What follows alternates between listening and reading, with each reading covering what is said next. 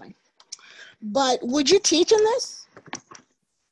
I don't have it like that. Mine is different. I showed you mine. Oh yeah, you did. And I was like, how come it's so murky? But then I forgot you have to peel it.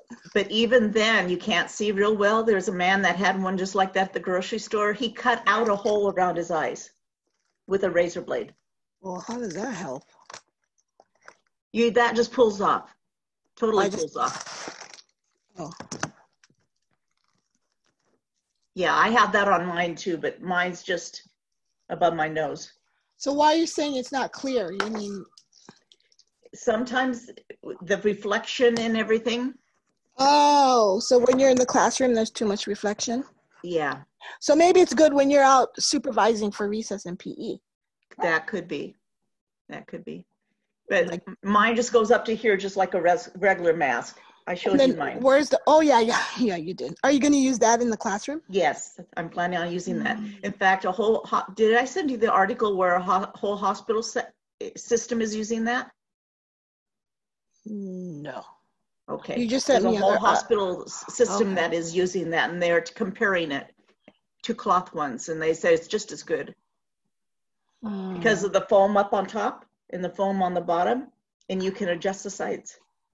Where did you find it? It's at clearmask.com. Make sure you go through Google. Oh yeah.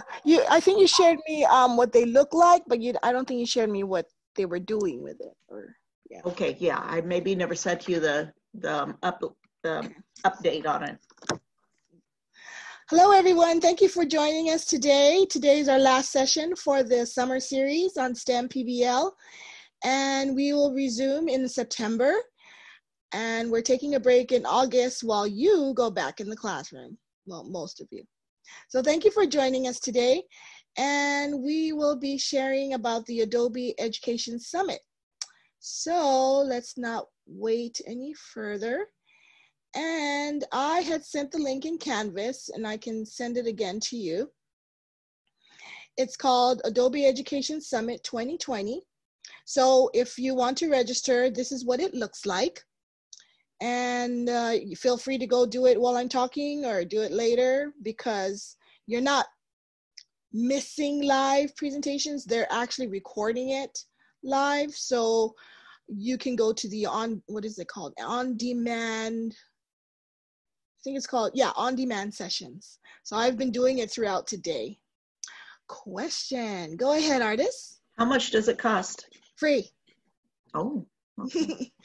So, yes, it's free. So go ahead, register, name, last name, your school email, which group you teach, and the name of your district or conference, name of your school, subjects you teach, your title, country, first language. Now, if you don't know anything about Adobe, which we're familiar of the words Photoshop, or that's probably the only one that most of us are familiar with. But then there's, for those of you who do know about Adobe, there's Premiere Pro or Illustrator, which is like a drawing one, or InDesign. If it's none of the above, click on none of the above. That's still okay. Then you go down to, do you belong? None. It's up to you if you want the newsletter. But this is the neat thing about Adobe. Because of COVID times, they are allowing you free access to things. Like, you don't even have to you don't have to buy their software, okay? Not all the time and not for forever, but for now, to get a lot of us classroom teachers, educators in there, there are free things. So if you want to see what they are, you can always unsubscribe after, then unsubscribe later. But for now, put yes. Then if you want to participate in different challenges, it might be a little too late because I think tomorrow's the last day. So you could just say no and no, or put yes and yes and see what happens. And then participating, then you register. When you register, you will get the link to it. So here's my confirmation for registration. Excited to join. It's only 3 days. Inspire, which was yesterday. Today, connect, and then create. I think this is where they allow you to network and collaborate. I don't know what that looks like, but we'll see. Then you can test your connection or view event. So that's where we'll go. But I think I already have something open. Oh, here it is. So here's the summit. You can join conversations, which there's a plethora of that. So I'm gonna let you guys explore those possibilities. On access demand here, this is where the recordings are. Here, if you want to download a toolkit. Now, it was free a few months ago. So this is what it will look like when you click on the link, when you get your confirmation. And you can join the conversation, but there's a lot going on there. You can talk to someone here, live event chat here in the bottom right. But here are the videos, access on demand. They call it on demand content, which are the recorded videos.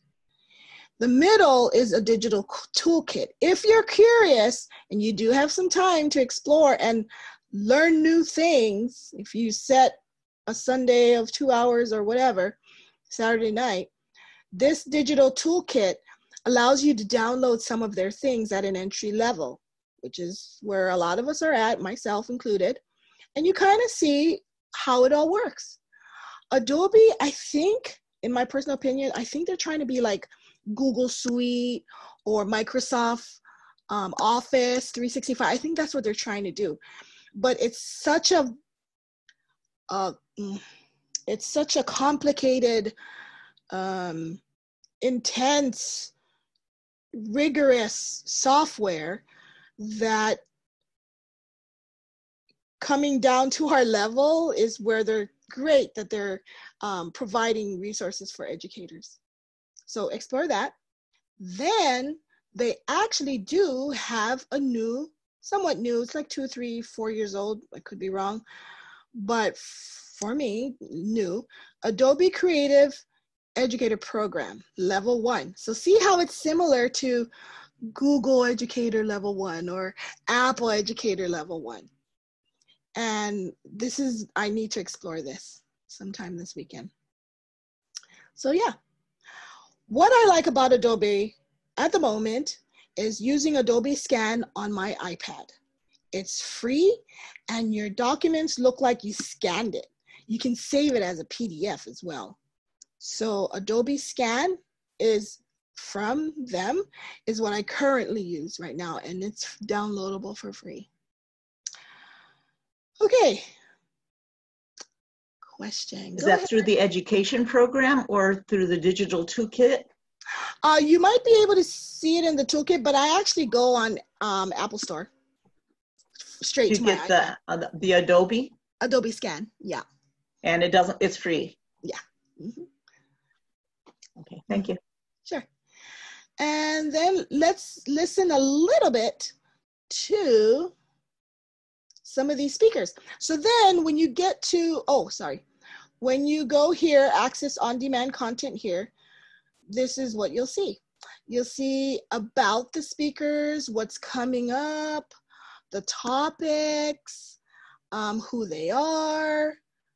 To reach other surfaces, which I talked about earlier, being where teachers spend time, but also, and I think this is what I'm going to show you that I hope will be exciting, is really streamline the user experience so that. Okay. I think what we have to remember about who we're watching here are people trying to revamp education and how that will be thrown out there to the children, to the education community. So this is my takeaway so far. This is my second video I watched. I don't know how to get back to the other video that I watched earlier. Yeah, I don't. But this is my takeaway. Mentally, as I prepare this school year, is that I have to create a community.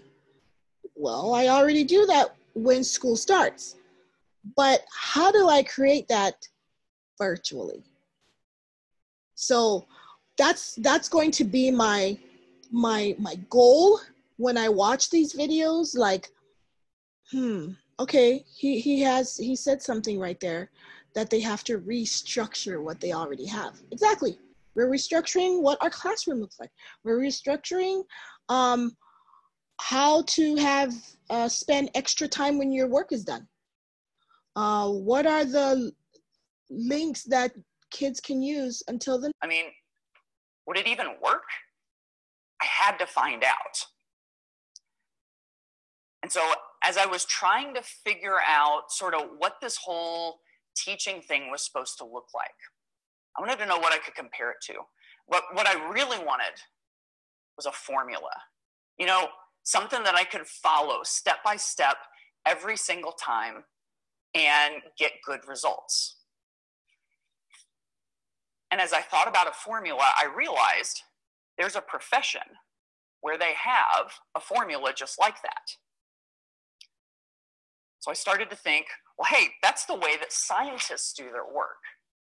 So what if being a teacher was a lot like being a scientist? Safety first. So if you think about the way that scientists do their work, they work very much off of the scientific method, right? So they start with a hypothesis, and then they test it out. And then they look at the results. If the results are positive, then great. You know, they've got a new way of looking at the world, a new strategy to use. But if the results are less than ideal, it's not a failure if you learn from it. It's not a failure if you learn from it. See, failure is just throwing up your hands and saying, I give up. But whenever we're able to pull in those results and learn from them and use them to do better next time, that's progress. And so all of a sudden, I started to look for different places where I could do experiments inside of my class. Okay, so you guys can all watch it on your own. And thank you so much for joining me, and make sure that you join again in September.